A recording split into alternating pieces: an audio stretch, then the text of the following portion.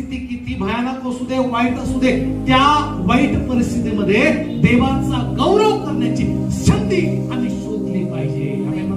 पाऊलानं तेच केलं, संधी शोधली. देवाच्या लोकांनो अशा वाईट परिस्थितीमध्ये त्यानं देवाची आराधना केली, प्रार्थना केली. बायबल सांगतं पवित्र आत्म्याचं एवढं मोठं वादळ त्या ठिकाणी आलं की तुरुंगाचे दरवाजे उघडले आणि जो नायक होता, जो जेलर होता, देवाच्या लोकांना त्याला वाटलं सर्व बंदिवान पळून गेलेले आहे, आता आमचा जो राजा आहे तो आता मला मारून टाकेल, आता माझं काय खरं नाही. तो स्वतःला इजा करून घेत होता, तो स्वतःला मारून घेत होता. पण पौलानं पाहिलं, पौलानं संधी साधली. पौल म्हटला तू स्वतःला अपाय करून घेऊ नको, तू स्वतःला मारून घेऊ नको, कारण तुझ्यासाठी येशूनं आपला प्राण दिलाय.